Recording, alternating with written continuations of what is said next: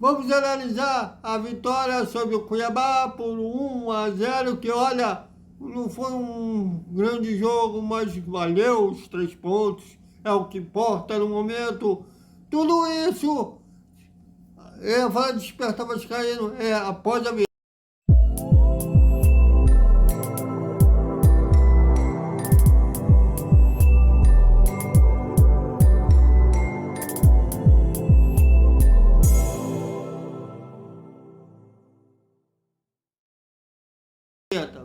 Salve, salve galera do Vascão!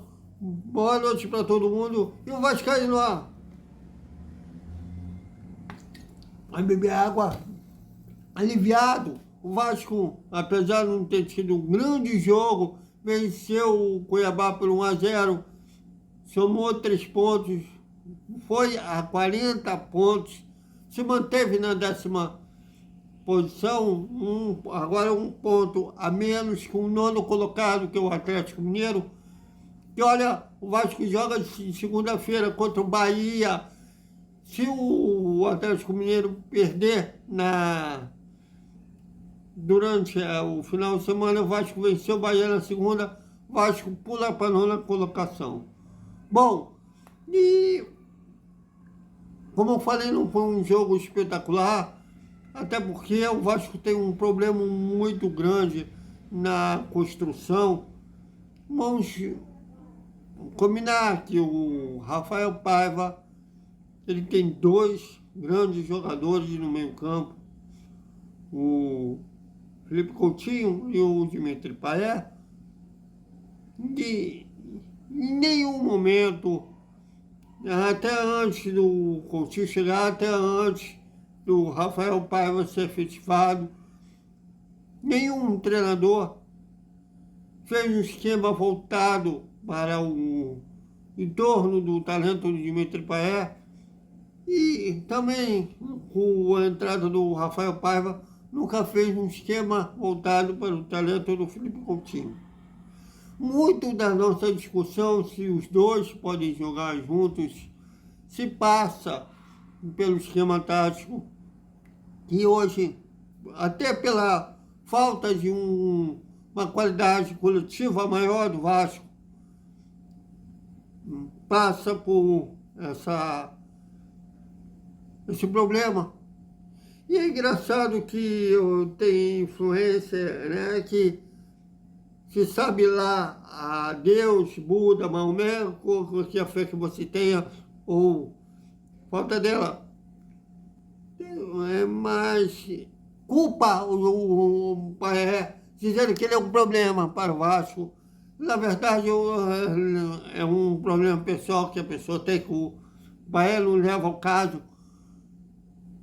Mas qual foi o treinador que colocou o Vasco com o esquema voltado para o talento dos dois, no camisa 10 e no camisa 11? Nenhum. E quando a gente tem esse treinador, não estou dizendo que o problema é o Rafael Paiva, mas pelo um time montado, eu acho que ele não vê um time com capacidade de fazer um plano de jogo que beneficie o talento do Coutinho, do Payet, ou os dois juntos.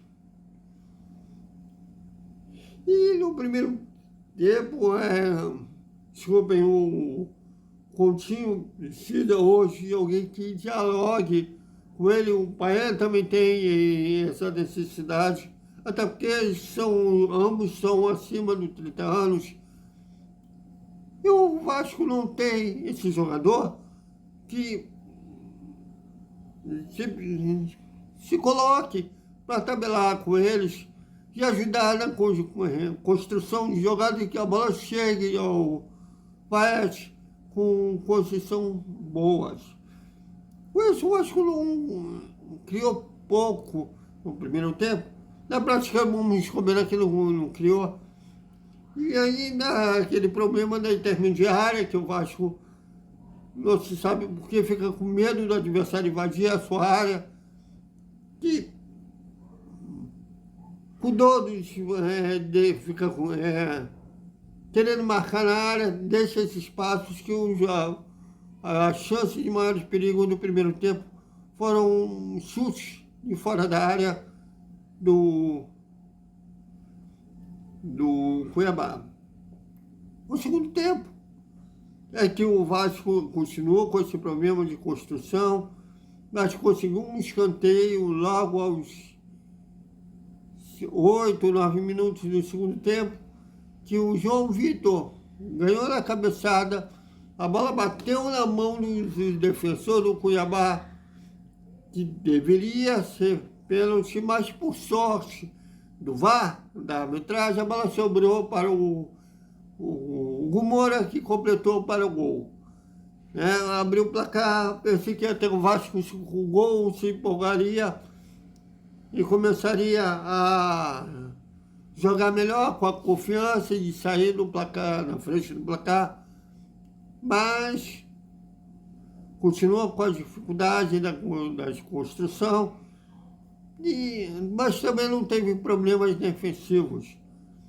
E, até pela qualidade do Cuiabá, muito se explicou do porquê o Cuiabá está na penúltima colocação no Campeonato Brasileiro, muito provavelmente na última rodada. Lembrando que esse jogo, desse turno, de hoje, foi valendo pelo turno, a última rodada do turno, que hora era o Vasco, hora era o Cuiabá, que precisava adiar, agora foram pagas. E na última rodada do retorno, no dia 8 de dezembro, muito provavelmente o Cuiabá já vai estar rebaixado e muito provavelmente o Vasco já vai ter conseguido aí a classificação para a Sul-Americana ou mesmo a pré-Libertadores. Para desespero da Vastetê, que sempre pensa no pior.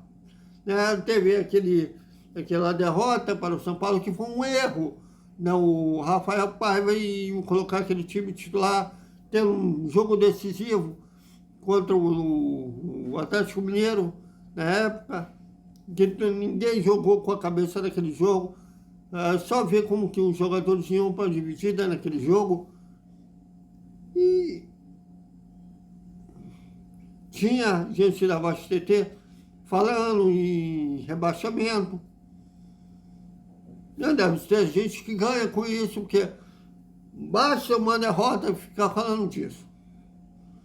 Por outro lado, tem uma galera jovem que não viu o Vasco ser campeão, que só viram isso, que eles ficam com trauma disso.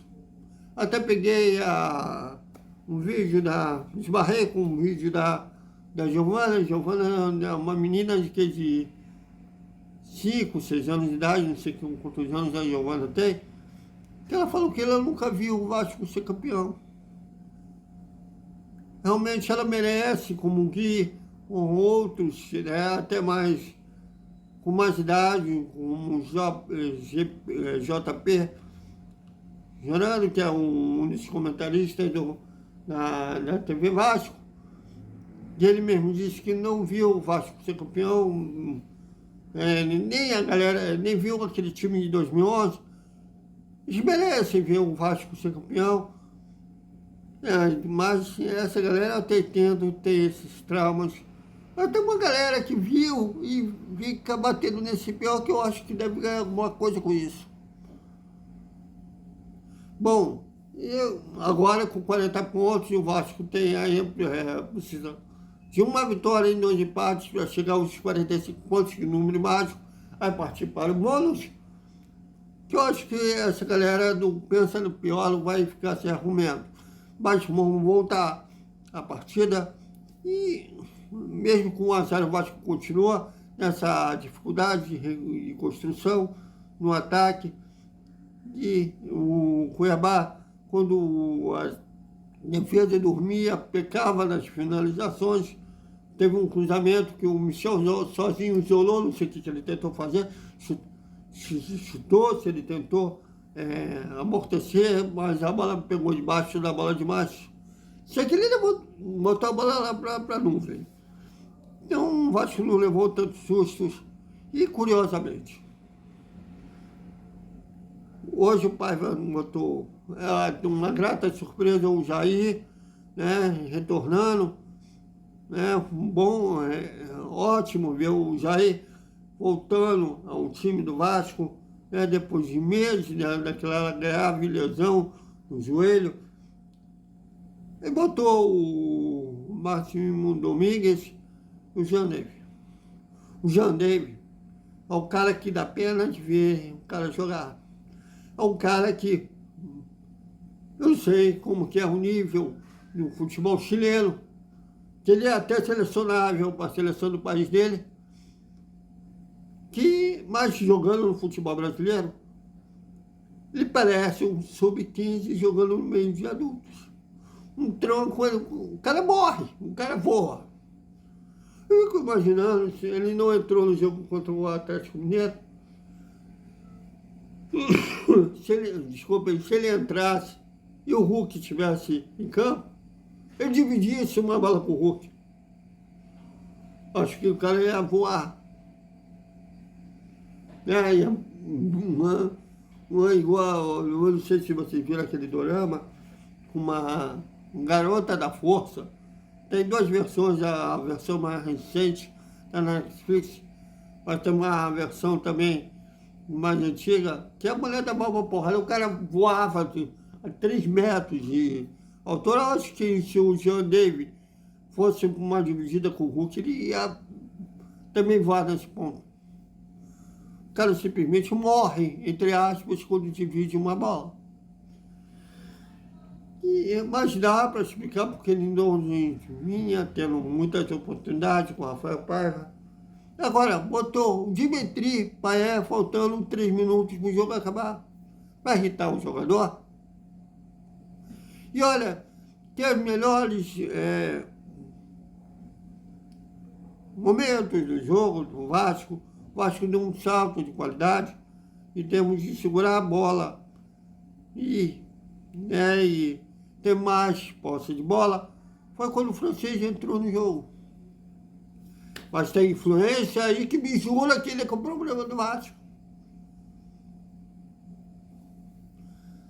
Bom, eu não estou contra o Coutinho, tem muita gente dizendo aí que eu sou contra o Coutinho.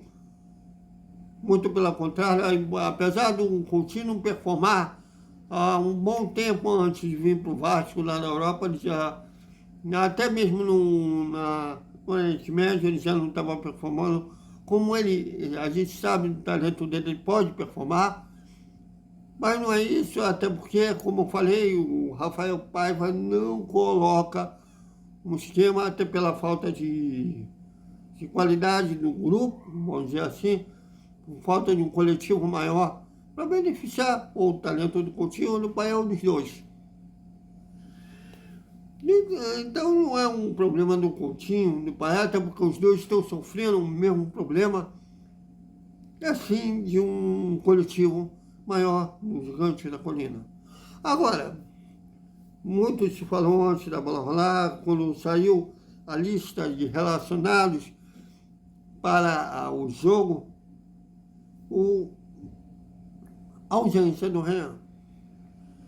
E teve um jornalista aí dizendo que, pelo que ela apurou, que o Ryan está para ser negociado com a Fiorentina da Itália. Bom, não cheguei a apurar se confirma ou desmente. Conversei rapidamente com umas fontes que disseram que sim, procede, mas não vou entrar em detalhes. O que eu sei antes disso, que até o John Texel tentou comprar o Ryan para dos seus clubes, né? Além do Botafogo, ele tem o Lyon da França, que ele queria botar justamente o Ryan no Lyon da França, e havia um tempo que depois ele colocasse o Ryan no Botafogo, mas depois o jogador chegou a recusar. Eu até no primeiro momento pensei que estavam requentando aquela história. E até falei com um colega de Ministério da Saúde que eu pensei que era isso. Mas se o Vasco pensa em vender alguns ativos, no final da temporada. Até o Pedrinho disse isso para aquela entrevista para o Igor, que até seria para pagamento de dívidas, tudo mais. Assim, a associação voltou, entre aspas. Mas é uma coisa que não dá para fugir para um outro lado, até porque quando a 77 estava administrando o futebol do Vasco, vendeu o Marlon Gomes, né? Inclusive no Pedrinho pediu adiantamento de algumas parcelas, vendeu o Aguinaldo. Alguns ativos terão, sendo associação, sendo SAF, sendo negociados, até porque é uma oportunidade desses jogadores evoluírem profissionalmente. E também o clube, sendo associação, sendo SAF, precisa fazer caixa. Mas, de qualquer forma, o Ryan era tido de um atleta que havia possibilidade de negociar na janela do final do ano. A gente vai continuar apurando para saber mais detalhes. Mas, olha, o que eu apurei rapidamente é que se procedia a possibilidade de vender o Ryan. Então, é isso, cara. Para concluir, antes de manhã, antes da bola rolar, o Vasco anunciou a terceira camisa, né, que vai ser comercializada, né? Perdeu a euforia pela vinda do Coutinho, perdeu os time da vinda do Coutinho, perdeu a euforia do Vasco chegar na semifinal da Copa do Brasil, aquele ar de positivo da possibilidade de chegar na final da Copa do Brasil. E depois do time ser eliminado, é que eles lançam a terceira camisa, faltando um mês para a temporada acabar. Marketing, pelo menos, seja da associação, seja da SAF, atual, gênios aversos, né? Aliás, com a 77 estamos... Então, continuando, e aí, com a associação, com a 77 também eram gênios aversos. Por mais críticas que a gente tenha na gestão Jorge Salgado, o melhor momento no marketing do Vasco foi com o Victor Roma. Ele até tirava onda dizendo que não entendia de marketing, mas ele teve um mérito. Botou em volta dele uma galera, uma equipe craque de marketing, que mais valorizou a camisa do Vasco. Inclusive o plano de sócios, ainda, é da época do Victor Roma. O Pedrinho fala que vai modificar algumas coisas, mas não é claro o que e como vai modificar. Então, é isso, galera. Até o nosso... Vamos repercutir com o Rafael Paiva falará na entrevista coletiva que a gente foi aprovado, mas a gente não pôde estar lá. E depois o... Boa noite, com resumo da sexta-feira do Vasco. Até mais.